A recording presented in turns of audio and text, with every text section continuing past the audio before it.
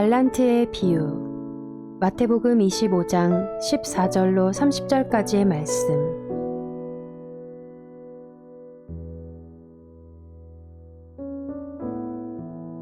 또 하늘나라는 이런 사정과 같다. 어떤 사람이 여행을 떠나면서 자기 종들을 불러서 자기의 재산을 그들에게 맡겼다. 그는 각 사람의 능력을 따라 한 사람에게는 5달란트를 주고 또 한 사람에게는 2달란트를 주고 또 다른 한 사람에게는 1달란트를 주고 떠났다. 5달란트를 받은 사람은 곧 가서 그것으로 장사를 하여 5달란트를 더 벌었다. 2달란트를 받은 사람도 그와 같이 하여 2달란트를 더 벌었다. 그러나 1달란트 받은 사람은 가서 땅을 파고 주인의 돈을 숨겼다. 오랜 뒤에 그 종들의 주인이 돌아와서 그들과 셈을 되었다. 5달란트를 받은 사람은 5달란트를 더 가지고 와서 말하기를, 주인님, 주인께서 5달란트를 내게 맡기셨는데 보십시오, 5달란트를 더 벌었습니다 하였다.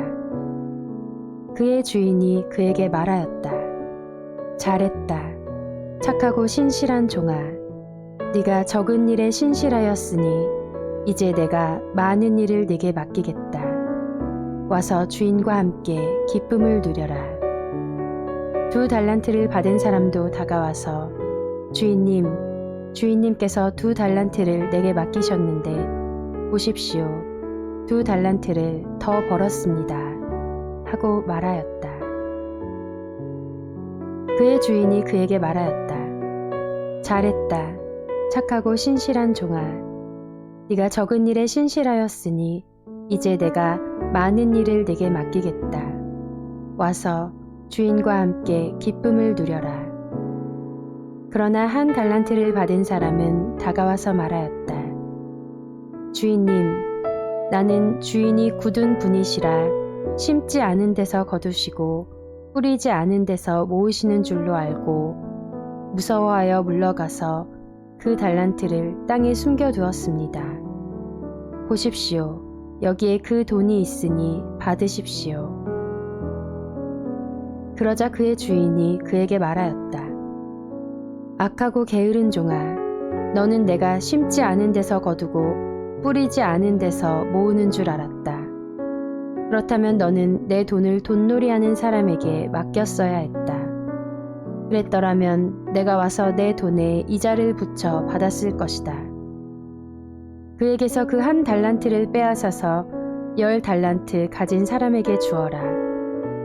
가진 사람에게는 더 주어서 넘치게 하고 갖지 못한 사람에게서는 있는 것마저 빼앗을 것이다. 이 쓸모없는 종을 바깥 어두운 데로 내쫓아라. 거기서 슬피 울며 이를 가는 일이 있을 것이다. 아멘.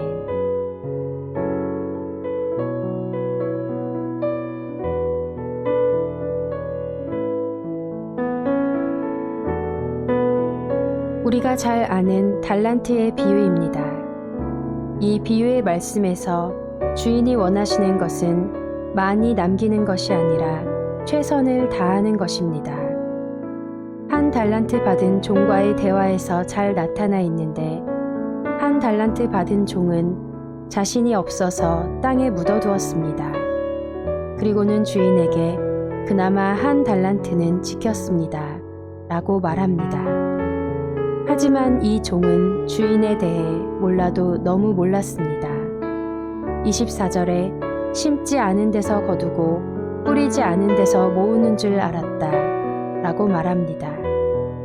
이 말의 뜻은 일을 하기 싫은데 일거리를 주고 떠나는 주인을 원망하는 표현입니다. 자신이 게으르기 때문에 상대적으로 부지런한 주인이 싫은 것입니다.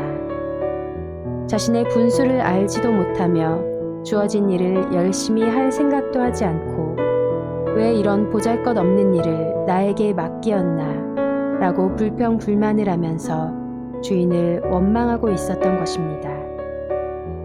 이처럼 게으르고 나태한 사람들은 주어진 일에 최선을 다하기보다 항상 남을 탓하는 경향이 있습니다. 5달란트를 맡겼어도 아마 불평불만했을 것입니다. 5달란트 받은 종과 2달란트 받은 종들이 달란트를 남겼을 때 주인은 적은 것에 신실하였으니 많은 일을 맡기겠다고 하십니다. 주인에게는 5달란트나 2달란트나 1달란트나 다 똑같습니다. 많고 적음은 우리가 생각하는 것이지 주님은 누구나 똑같이 보십니다. 주어진 일에 최선을 다한 자는 충성된 종이며 최선을 다하지 않는 자는 악하고 게으른 종인 것입니다. 우리에게 맡겨진 일을 불평불만하지 말고 최선을 다하는 충성된 종이 되도록 합시다.